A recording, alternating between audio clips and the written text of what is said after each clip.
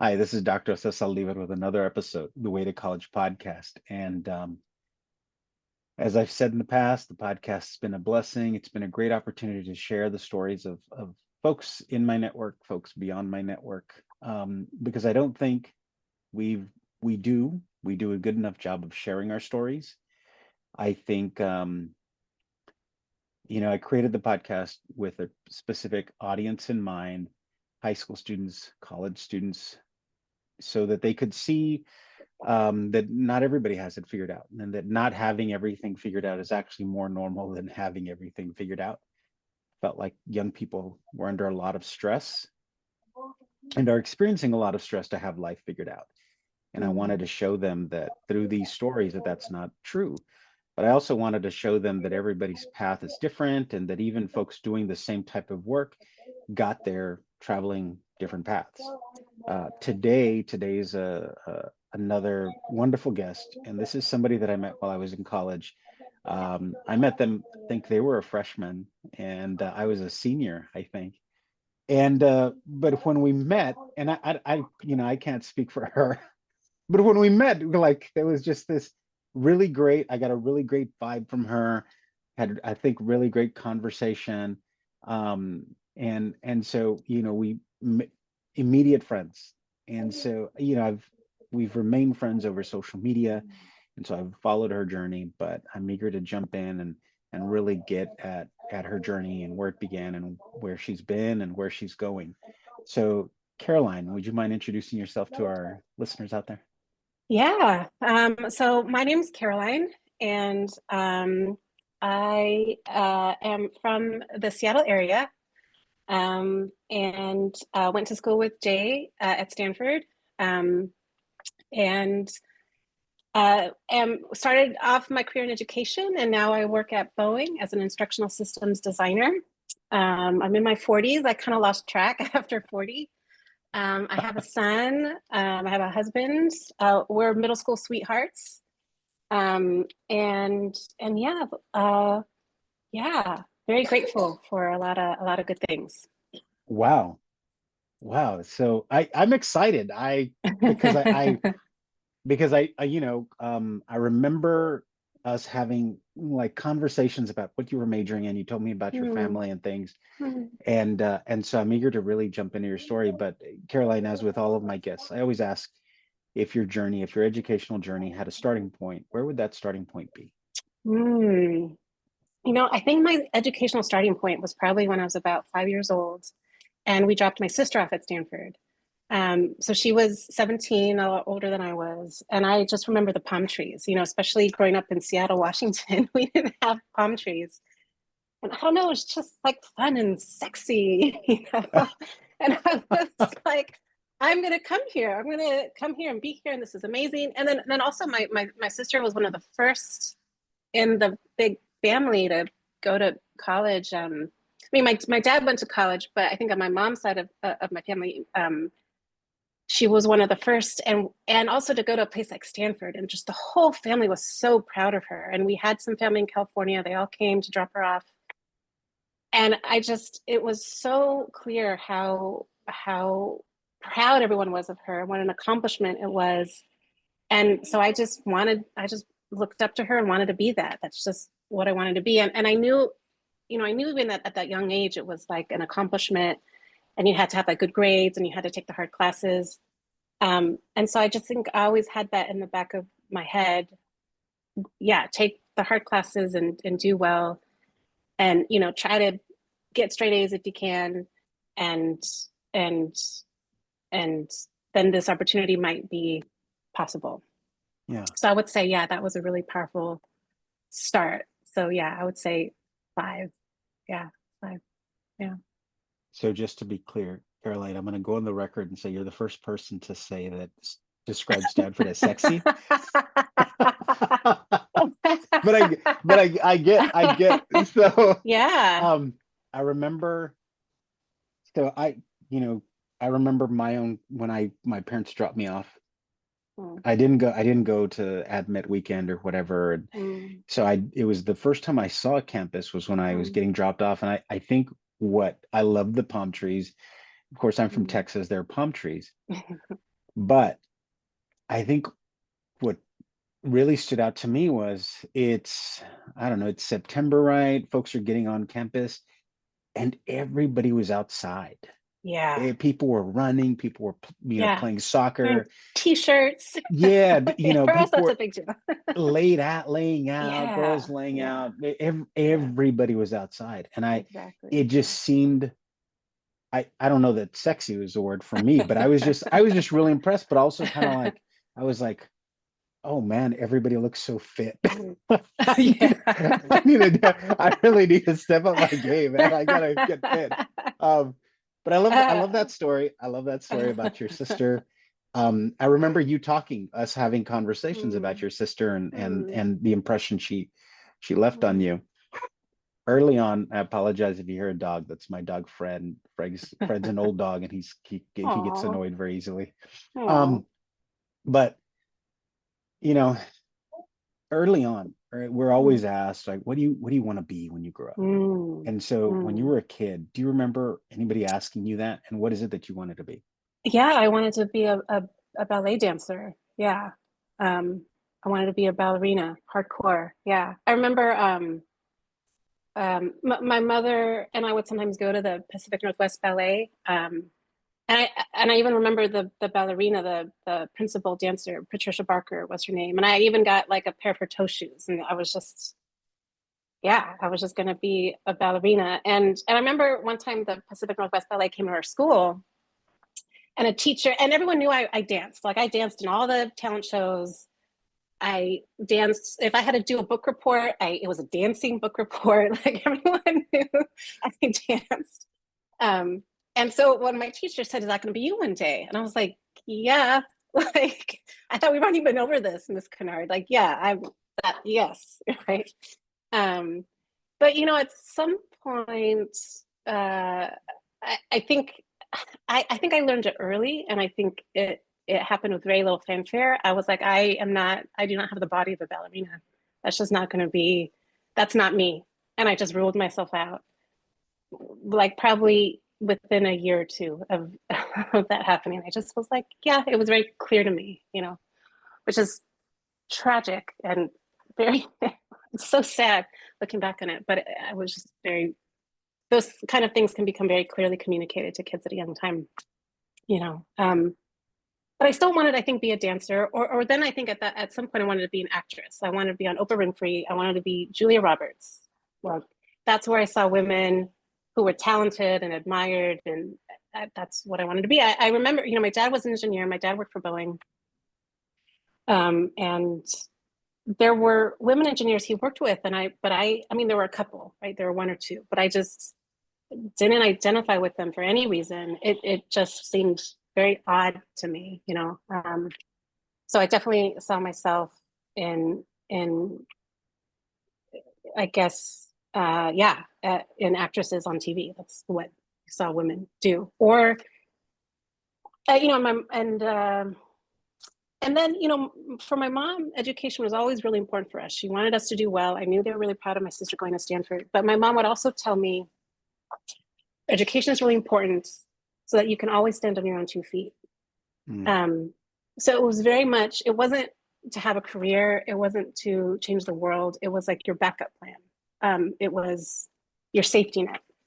And and that's incredibly important, actually. Sadly, I've been in an abusive relationship.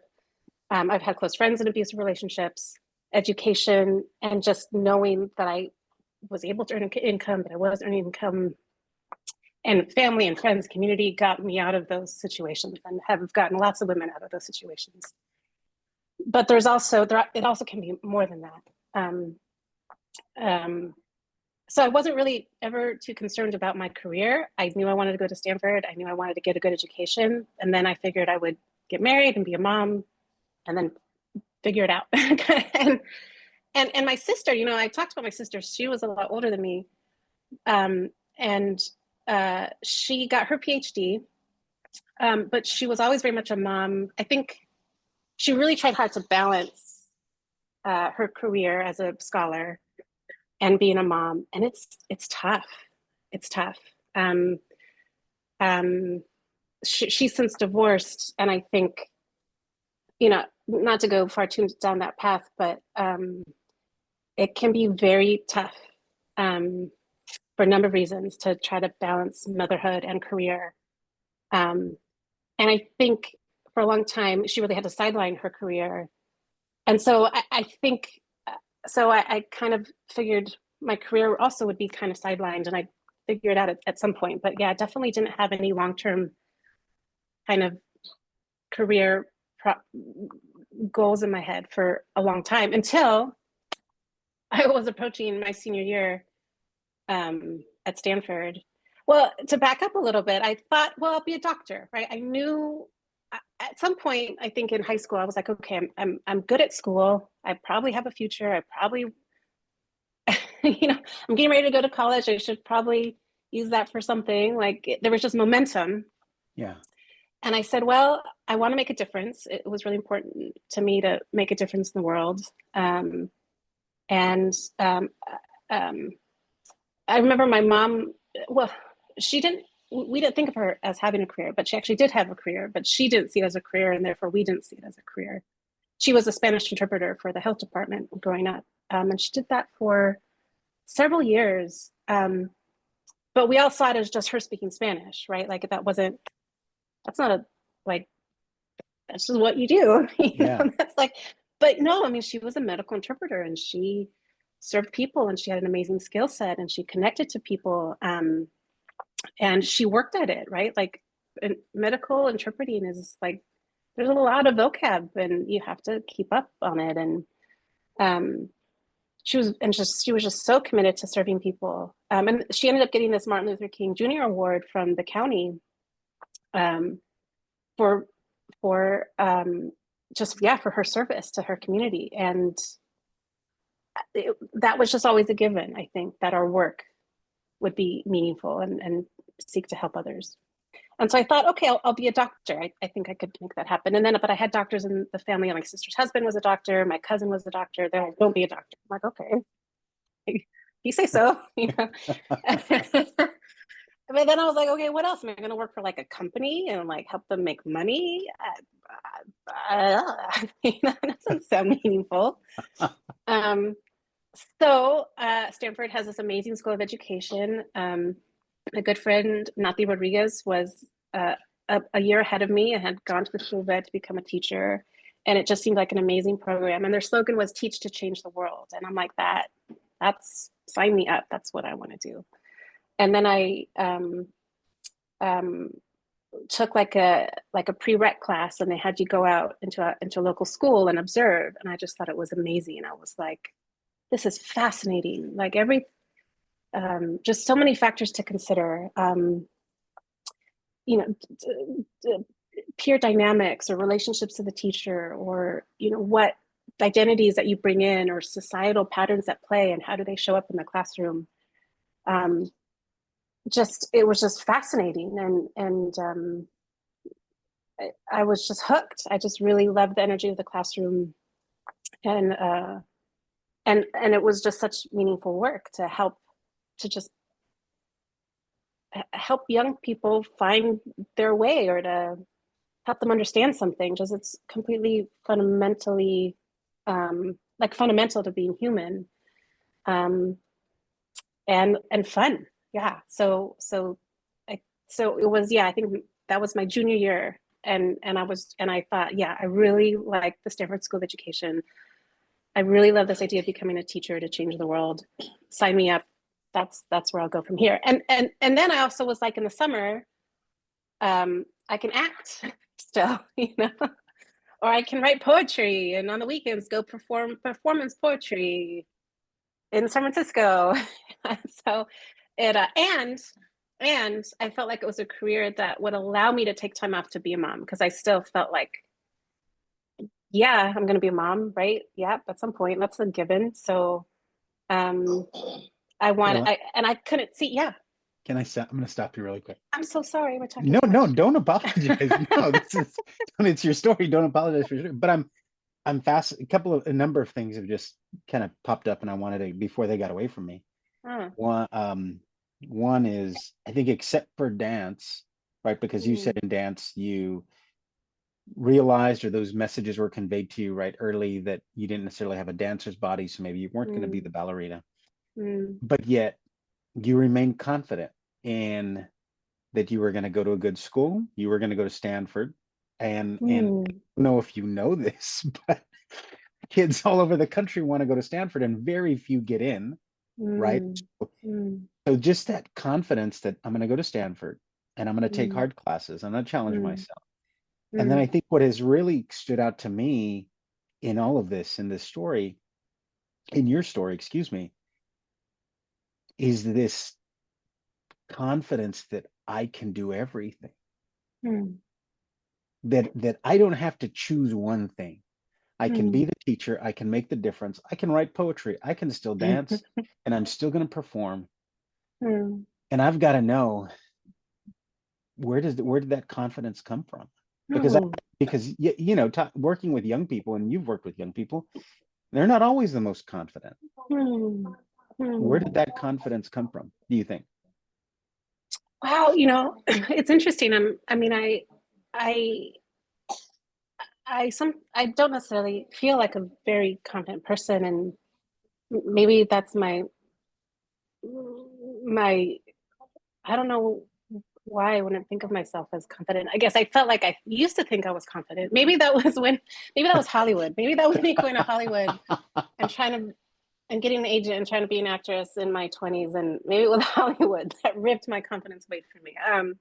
But no, I think but to hear what you're saying and to take a moment and own that and be like, yeah, I I I still, yeah, it takes determination to set a goal to go to Stanford and then to pursue it and then to kind of, you know, I didn't have I feel like I didn't have the best grade point average at Stanford. I remember I applied to the Mellon Fellowship. Hmm. So because I was going to be like my sister and get a PhD, and I applied for this Mellon Fellowship so I think it helped pay for a PhD program, and I didn't get it. And I really felt it was my grades or just me. And um, um, I so I I kind of was like, oh, okay, I'll try something else. I'll apply to the School of Ed, and so thinking on what you said, I'm thinking, no, that it takes, that's great. Like if I were to step aside and talk to myself and be my own little coach, it'd be like, hey, like you regrouped and you had a new plan and you kept going and still found your passion and joy and meaning, and you kept going. Like good for you, you know? Um, so yeah, okay, where did that come from? I think fundamentally, I think it was just a lot of love from my parents. I think um, I, there's this thing I guess I said when I was a kid where my mom would ask me, "Why do I love you so much?" And I remember at some point I said, "Because I'm cute, talented, and born to be loved." Like, yeah, I think it, I think love and just acceptance and support and from your parents, I think can be really, really, really powerful. Yeah. And then my dad also, I think, um,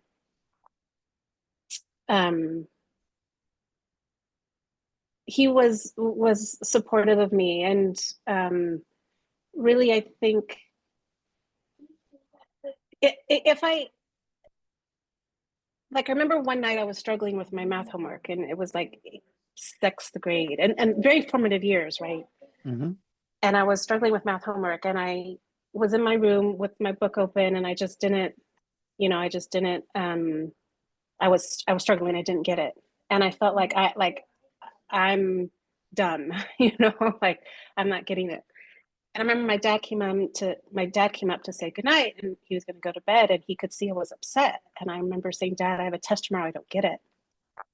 And I think I was crying because I just felt it was hopeless. And he said, "Caroline, you know, that's why we're here. You can come to us and we'll help you understand. Like it's not that you're dumb. Like you come and we'll help you understand. And I think that message was really important to this idea of, you can do it, and sometimes it just takes help, Hmm. and that's what we're here for. And so I think, yeah, just that constant positive love and support was probably really, really powerful. And then not always being tied to outcomes. Like I remember one time I entered this like spelling bee, and I didn't, I remember I didn't make it. Like I didn't win the spelling bee. And my mom came to see me, and she had a little book for me afterwards. Like, so I spelled the word wrong. I was on the stage, I spelled the word wrong, and then I had to leave the stage. And then I went to find my mom, and I remember being like, oh, she's like, I didn't win the spelling bee, kind of sad. And she had already gotten me the book. And I Yeah. remember thinking, oh, like win or lose, she's proud of me, So I think, um, yeah, I think that's probably also really important. Just, that support, and if possible, celebration of mistakes or celebration of failures, is is important and helpful. But yeah, yeah. Throughout And throughout your journey, you like you talked about not getting the Mellon Fellowship. And I'm mm, familiar with the Mellon, by the way. I did not get the Mellon either. Um, and of course I allowed it to live in my head for a little bit. Like yeah, why, right? You deal yeah, with that. yeah. Um, but it sounds like regardless of, if you experienced a setback, right? If you experienced failure, right? And you had these early examples or experiences where mom's going to give you unconditional love and your parents are going to Mm-hmm. give you unconditional love regardless, right? Did that make it easier later on as you got older and dealing with setbacks and failure? And I think, okay, the question that I want to ask is, Mm, did it keep you from trying new things? Like the fear of failing something, yeah, did that keep you from yeah. trying new things? Maybe sometimes, um, but I would say rarely, and that I think, um, I really, yeah, I don't think so. I think I really have been ready to fail. you know, um, uh, yeah, you know.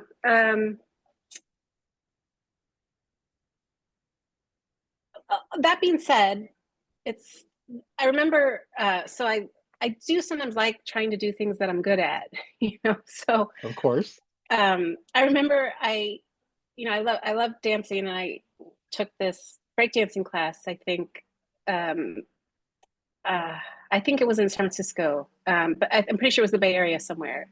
Um, and I sucked. It was because they were doing a lot of these like arm tricks, Yeah. and I don't know what that I thought I was going to be better. I thought I was going to be better, but I remember just looking in the mirror and I just looked like an idiot. It was pitiful. I'm like, I am not doing that again. I like to go and try things and be, able to kind of hang. I did not like feeling like that. So there are, I think there are some things I like. There are some levels of humiliation I don't want to subject myself to. Um, and I do like setting myself up for success. But and I almost think that that teaching actually, I think, helped me address that fear of failure, because I think becoming a teacher and realizing, really committing to people and their potential to do anything, and really then studying the human mind and the human experience, and realizing just we're amazing. Like our brains are malleable and are capable of learning whatever, and then everyone's brain is a little bit different, and so it's just a matter of, okay, if you really want to do something, then we just got to set up a program for you to get there. Hmm. And and so, yeah, I think before studying education, before going into grad school and studying education, I remember being an undergrad at Stanford and thinking if something was hard, it's because I had a deficit. Um, Mm, like freshman year, I signed up for the hardest science classes. I signed up for Chem 33 and it kicked my butt, And I did the Math 50 series and that kicked my butt. Or no, I did Math 51 and that kicked my butt and that was enough. Um, and I remember feeling I I was lacking. yeah. And in retrospect, I think just some gaps. There were just some gaps um, that I needed to fill. That there was some gaps between the knowledge I came in with, the skills I came in with, and where the class was at. Equally, I think big lecture classes didn't really work that well for me. Guess what? They don't work well for a lot of people, Yeah. Um, and I think that's something that being a teacher helped me understand. And so I apply that to myself. And it's like, hey, like a couple years ago when I was trying to get a job, like a 9 to 5 job that had good insurance and was going to pay the bills. And it took me a year and I had a lot of rejection. And it was like, you got to play the numbers and you're capable. And maybe it's your cover letter and try a different tack and try something different and prepare for the interview and force yourself to do mock interviews. And it was just a matter of, I think if I keep at it and try different tacks, it's going to lead to success. And so I think being a teacher helped get me there. And then also being a mom too recently, like my son is just so willing to fail unabashedly, like even at to risk of his own life, um, and it's amazing, and, and Yeah. and then they learn with just they don't fear failure, and that's the way that's the way to do it, to learn and to grow. I think the biggest it brings up my time in LA pursuing acting. Your question brings that up for me because I was very nervous about going to LA and pursuing acting, but um, it was my dream, and I knew it was my dream, and I really felt like I think it's a value of mine almost to to try even with though you're afraid, like and to not regret not trying. And I'm not quite sure where that came as a value, if it was a like a Disney movie or something. I don't know, um, but I I went to LA and I got an agent and I was in audition rooms, and sometimes it really played on different insecurities, all sorts of different insecurities. And uh, um, I remember going to this workshop, and it was a workshop for Stanford alums. And I want to say it was a casting director, and I want to say he might have been a Stanford alum too. And I was like 8th to do my little monologue thing, and everyone was really good. And I did my thing, and he's like, I feel like you're acting too much, you know. And I was like, oh, he's like, yeah, you need to be more natural, you Yeah. know. I'm like, oh God, oh, I'm a horrible actress, And and yeah, I didn't like if we had had a follow-up workshop, I probably wouldn't have gone. Or like it just would have been like I would have been nauseous, like getting ready to go up again and feel like, you know. Um so Wait, now we've got to stop because yeah. you know before I interjected the last time I interjected, stopped you. You were doing I think it's the STEP program, right? The Yeah. STEP program, right? The teaching Yeah. program. Yeah. And then you kind of moved us along to acting, going to LA. Did you follow through on the teaching? And then Mm, what was it that led you, mm. post Stanford was LA post Stanford? Was that right after you graduated?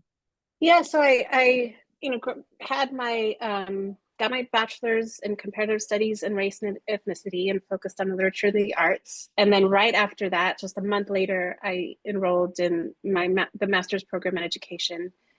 And then right after that, and it was with a teaching credential to teach high school. So right after that, I taught high school at East Palo Alto Academy for 3 years, like freshmen and sophomores.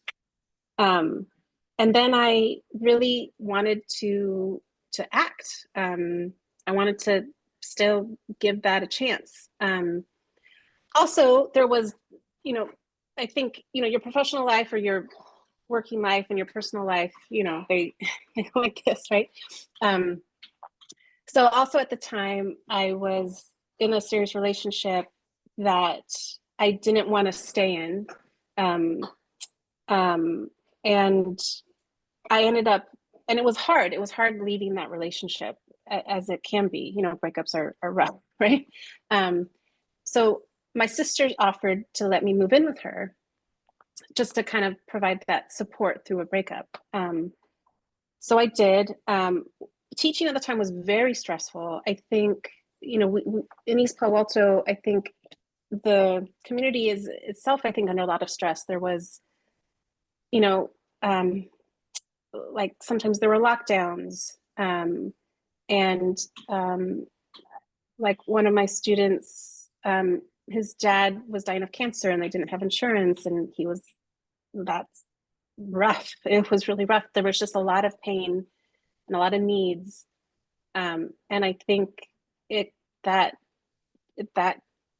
it was just, it can be stressful, or you can reach capacity trying to serve a lot of folks' needs when you're in that role of serving. I think any service role can be taxing when you don't kind of have some support to take care of yourself. And in your 20s, you don't. At least I didn't. You know, I was living in an apartment, was in a relationship I wasn't too sure about. It was a struggle. I was not doing well. I'm also a new teacher. It was rough. So my sister offered to let me live with her. So I did. And then I was able to end my relationship. Work was still stressful. But then living with my sister was stressful. As I mentioned, she later got a divorce. You know, anytime you end up with a divorce, you back up several years, it's rough, you know. So living in that house was tough. So then I ended up in another relationship to kind of maybe get out of that house. And then I jumped into that relationship a little too soon. And it was a little too good to be true, that relationship said, oh, let's go be artists together and I'll support you. I was like, okay, great. I'm going to leave teaching for a little bit and go to San Francisco and try to make a living working in theater. But so when I did that, when I kind of shacked up with this dude, turns out he wasn't going to support me. So there was no money. So I had to figure out how to make money quick. I didn't want to go back and live with my sister. So luckily, there was a last minute opening at Kaiser Permanente, their educational theater programs. I had auditioned for them earlier and didn't make it, but then they called me and said, we had a cast member last minute drop out. Can you come? And that paid a nice solid salary. I think at the time it was like $40K. And that was enough. That was enough to pay the bills. And then it was awesome. I got to serve people and act. I'm like, yeah. So it was amazing. But that relationship turned very sour very quickly. And I managed to leave. It took a village. It took my sister. It took my friends from college. It took my work saying, hey, you're coming to school crying. Take a day off. Here's a counselor. Like the counselor that was serving the kids was met with me. So made it to the end of the school year. Oh, well, actually, anyway, I made it to the end of the year, and then I was like, I managed to get out of the relationship, and then I was like, I got to get out of here. I got to get out of San Francisco. I can't stay here. I was like, I'm going to go for it. I'm going to go for my dream. I'm going to go to LA and pursue acting. And then that's what propelled me to come to LA and just take a leap of faith. And part of it was like, I kind of went nuclear. You know, I think that very difficult relationship, I just kind of had nothing to lose anymore, you know? Yeah. So that's what got me to LA to pursue acting. and then in LA, I fell into private tutoring, which was amazing. I had, about 10 families I worked with. I kind of felt like a girl boss, like I was an independent contractor, and it was a hustle. Like you had to get your clients and keep them happy. And if you were sick, there's no sick pay. Tutoring work is very seasonal. So in the Christmas time, all the families are on holiday, you're not getting paid, so, but it was great. And it allowed me to go to auditions. But then pretty soon I just became very disillusioned. I was like, Hollywood doesn't care about your story, doesn't care about what I'm bringing into the room. I remember being just like outright, I just felt disrespected at an audition. Someone started to kind of the casting director dude started to make fun of me a little bit. And I was just like, no.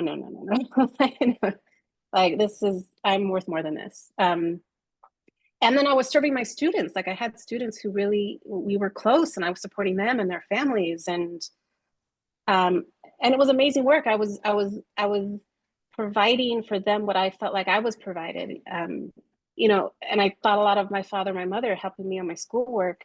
And like that moment with my dad saying, hey, you're capable, you just need support. And I loved getting to be able to do that for these students in these one-on-one situations. And so then I just doubled down on that. And that was what I did until 2020. So from about, I was tutoring for about 10 years in LA, but it wasn't really full-time till maybe 2015. But for that, about 5 years, tutoring paid the bills, and I loved it. Wow. Yeah. So you're tutoring for 10 years. You're still trying to pursuing your dream of acting. What is it that led to the transition out of tutoring? What happened that led you away from tutoring? Well, my father got sick.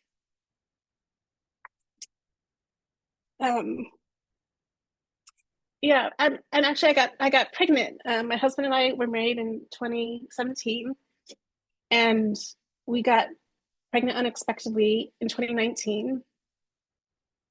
And we had a little studio apartment. So my husband was an entrepreneur. I was kind of this entrepreneur.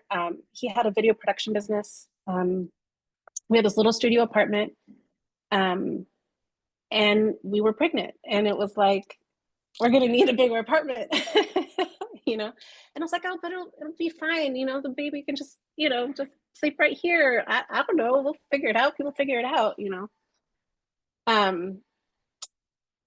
But it was like, but then logistically, it just didn't, I don't get PTO. State health insurance kind of sucked. I just didn't know logistically how having a baby was going to work. And so it was early on, but we kind of quickly knew something's going to have to change, probably.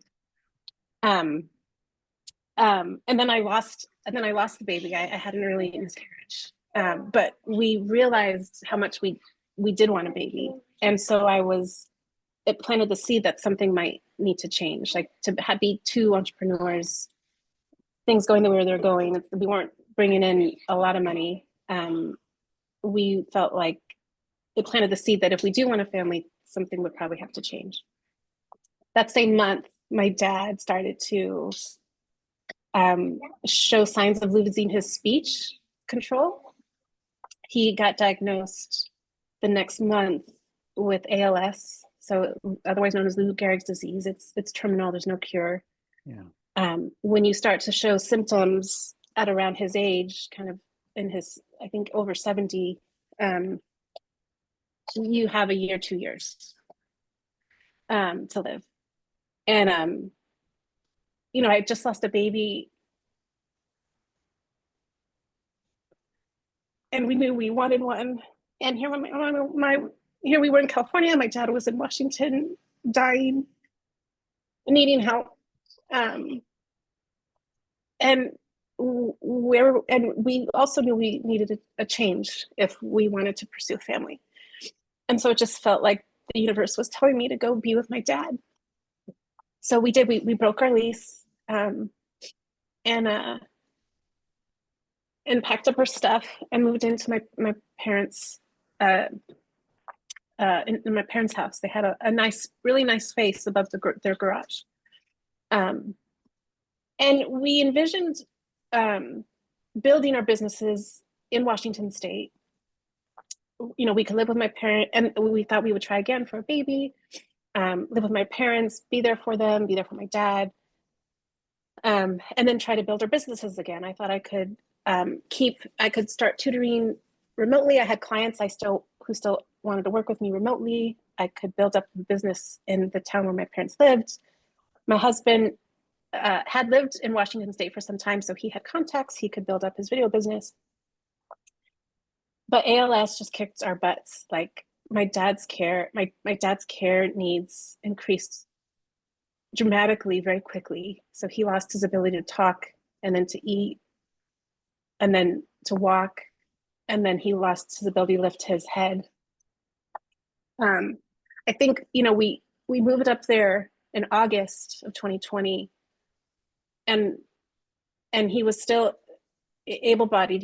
He could still talk a little bit, but then I remember when the snow came, we would take walks together, and he would have to lean on me. I would have to kind of, you know, support him through the walks. And so caring for him soon became our full-time jobs. And then also I was pregnant at the time. I did get pregnant again. And then also COVID hit. So the idea of tutoring in person or having a video production business, that just didn't seem possible, wasn't possible at the time. It didn't seem possible into the foreseeable future. And then, and then I think having a baby and trying to build a business from scratch in the middle of COVID just wasn't possible. And then when my father did die, the grief was just, debilitating. Yeah.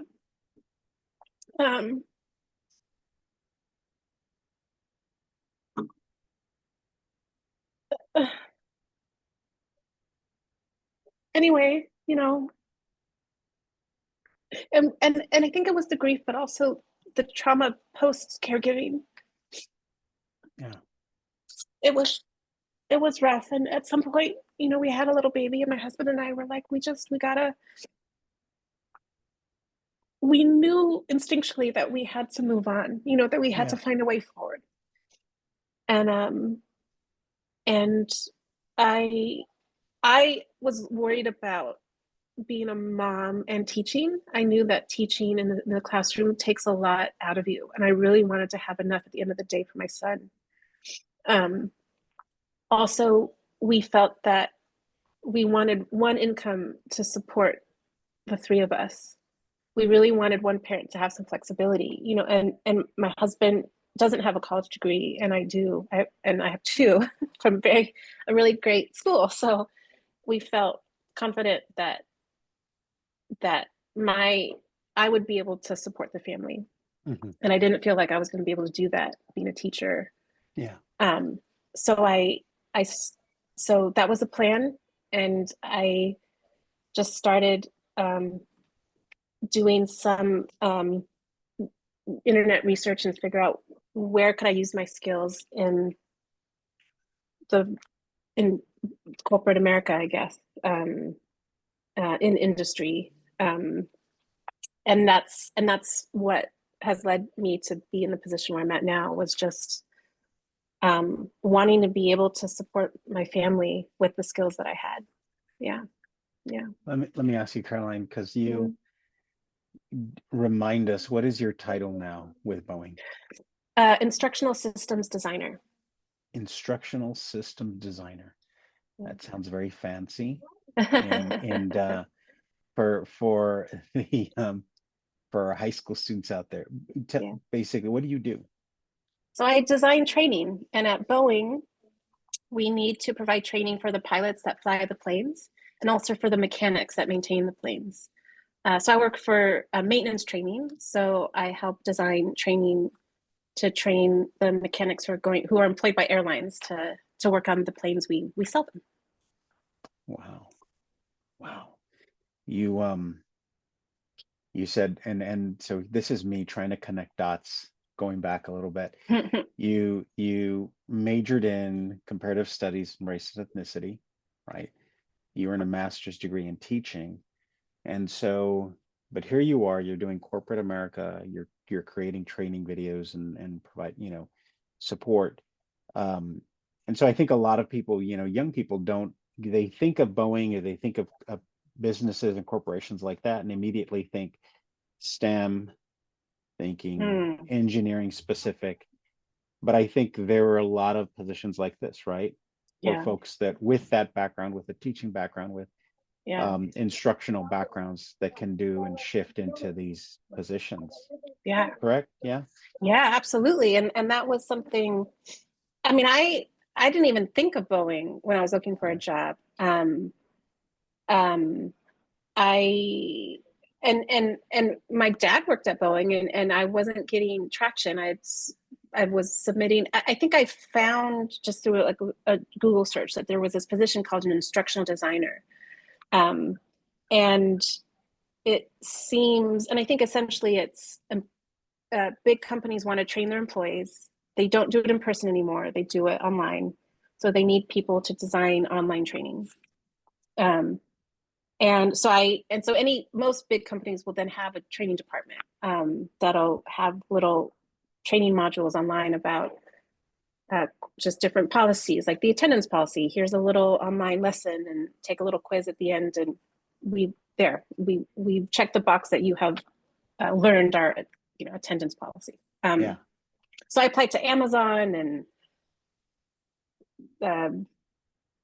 what's the other big one? I feel like there's Google. I think I applied just to a bunch of places, just like instructional designer, apply, and wasn't getting much traction. And then my husband said, "What about Boeing? Like, what about Boeing?" I'm like, okay. And then I Googled it, and it was like instructional systems designer at Boeing. I was like, oh. But yeah, and so I didn't think Boeing would have had a place for me. And in fact, I grew up like kind of rejecting it, right? Because that's something my dad did. And I think a lot of times we can't help but identify with like the parent that's our gender sometimes. So, my dad was the engineer. My brother was an engineer. I wasn't going to be an engineer. I wasn't going to work at Boeing. So yeah, I right there with you. In addition, I was still there. Even like a year ago, I was, working at Boeing, but I like the idea of having some sort of trajectory in the company going upwards. And then I was like, but I'm not an engineer. Like, is anyone going to take me seriously? Do I have any future here? So I learned that my manager's manager's manager had an English degree. And so I emailed him and I said, hey, do you have some time as like a mentoring session? I've heard that you have this non-technical degree, and that's like me. And I just like to learn more about your career path. And so he was really excited to talk to me, and he was like, yeah, no, you're good. Like that English, I feel my English degree and your degree really prep you to think analytically, and to be diligent in your thinking. And then he was also really encouraging and valuing of my experience, of my other experience, right? So a lot of companies will have training departments. And so the fact that I actually was a teacher was, I think, meaningful to him. And then also because in our industry, mechanics are going to get younger and younger. That's the projection in the industry. And so the fact that I have experience working with high school students, he thought that was an asset. And I had kind of assumed to play that down because teachers don't have like a lot of respect or status in society. I didn't want to feel like I didn't want to lead with that. But he was like, no, that's really valuable. So he kind of gave me permission to own that. And I think that's the more you can tell yourself that, like, own what you're bringing to the table, own everything you're bringing to the table, is a really valuable lesson and something I'm still learning. Yeah, yeah. So there's really surprising, I think, pockets in all sorts of companies that can and so yeah, I think we just sometimes got to be little sleuths, you know, Yeah. and find the pockets that might be there for us. Caroline, I want to be respectful of our time. We're coming up on an hour, and and I appreciate you sharing and opening up. And I know some of this was tough to revisit. So I Mm, appreciate that immensely. mm, Um, as we transition out, mm, one, congratulations on your work, on your mm, family. mm. You shared with me before we jumped on, you all just bought a house. Congratulations on that. But as we transition out, I'd like you to think about, if you had to leave our listeners out there with one Mm, piece of advice, and I'm going to be a little selfish because I think, we talked about this theme of this confidence, and it seemed like in your story early on, it was like I could do everything, right? But you also experienced setbacks, experienced tragedy and failure, and have been able to navigate those things. What advice mm, would you give somebody, a mm, young person who, yeah, is dealing with failure, is afraid to take yeah, on something because they're afraid of failure, or yeah, finds themselves in the midst of just yeah, life? Yeah. yeah. What piece of advice would you like to leave them with? I think two things come to mind. Um, One, I had a good friend. Is it okay if we go over? Do you have time? Yeah. Hmm. This is okay, because I'm like, I don't know if this is going to take just 1 minute. So, No, no, no, no. Take your time. Take your time. um, so yeah, so two things. I'm gonna write it down before I forget. Two things. Okay. Um, so I had a good friend. She was a mother of one of my students, and very warm. She's Greek and Egyptian, and and Greek Orthodox, and growing up in a Catholic home, I felt like we had a lot in common in terms of being family oriented, and then that Catholic Greek Orthodox thing. We just kind of felt like kindred spirits in a lot of ways.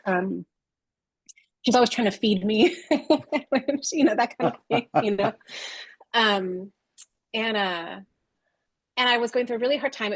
My sister was going through her divorce, and it was very difficult, just kind of devastating.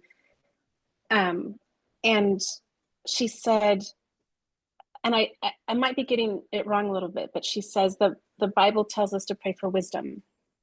That I think there's a story where there's this King Solomon, and he doesn't pray for riches, he doesn't pray for fame, he prays for wisdom. And God um, says, because you prayed for wisdom, I'm going to give you the riches and give you the power and give you the wealth. And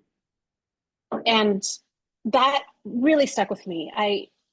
My spiritual religious journey is not traditional in any way. I'm not trying to preach, and I hope I am getting the story as right enough to not be offensive to anyone. But just that we go that every challenge and every setback in this life gives us wisdom, and that the other side of it is powerful. And on the other side of tragedy and setback, I think is wisdom for yourself and also for others. Um, and so the, uh, so I think, and it's inevitable that any setback, any challenge on the other side, it will be meaningful. And so I think to have faith in that and to know that certainly can be reassuring and comforting in those hard times. I think the biggest challenge will later be the best superpower. Mm. Um, the other thing is just to unashamedly ask for help and resources. Um, I think that was something I was tentative about growing up, to ask for help. And that is something I've learned later, to just do it. Like that time when I asked my manager's manager if he had time to meet to discuss. Most of the time when you ask people, they're happy to. They're going to say, yeah, I'd love to help you. The worst thing they can say is no, and then they're the jerk, right? That's not you. That's them, you know. Yeah. When I was applying for a job and I wasn't getting a lot of traction, I told my friend, and she hooked me up with a career coach who helped her. And he was starting out, and he generously said, I'm not going to ask. I'm not taking payment right now. I want the experience to support people. And he was really great, really helped me be thoughtful about my resume and learn how to just kind of play the game, that there's just a game to play when it comes to applying for jobs. And then I even got another coach who I did pay for. And she helped me really deal with the whole how to talk about salary, because I was really struggling to ask for what I would worth. I didn't know what I was worth. Yeah. I remember my first interview. This was before I got her as a coach. I think I finally got an interview as an instructional designer for a job. It was like a bank. It was some local bank in Olympia, Washington, when you probably haven't heard of it, right? Which tells you what it was. And my husband and I had done the math, and we knew like what our minimum, like what would meet the bills, we thought. And I think that to the nearest 10,000, it was 80,000. So that was kind of what we needed. And I didn't know because my starting salary as a teacher was like 44,000. So that's not twice as much. I mean, it was a long time ago, but a lot of money. And so I remember him asking in the interview, so what are your salary expectations? And I said it like this. I said, 80,000.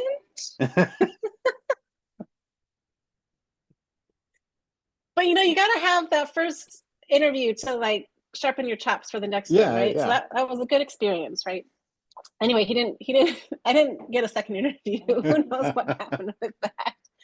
But then I got a coach, and she helped me, and I realized I had a lot of baggage about just money and worth and stuff, and we were able to talk through it. And then I was really able to own, I think, that side of things going forward. And I'm just only getting better at it. It's still a challenge, but yeah, just if something's hard, it just means you need more help, and just figure out where you can get it from, whether it's your friends or a church or a teacher, a mentor, just a resource at school or through the Y or through your county. I call I regularly call like the new mental health hotline when I'm having a rough day. Like just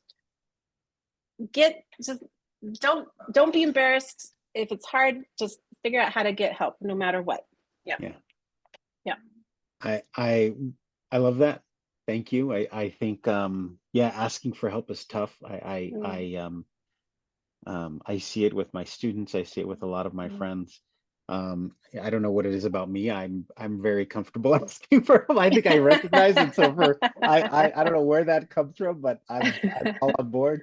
But it is a lesson that I always struggle with my students, teaching my students. So I appreciate that. Caroline, thank you. Thank you so much for taking the time and sharing your story with me and your journey. I know it's going to resonate with a lot of our listeners out there. So I appreciate it. So thank you. You, Jay. Yeah, so lovely talking to you. Thanks for the time. You're welcome. This concludes another episode of the Way to College podcast. Thank you to our guests. Thank you to our listeners out there. Please remember to share the podcast with one other person, and don't forget to like, share, subscribe, all of that good stuff. And we'll see you again soon. Bye-bye.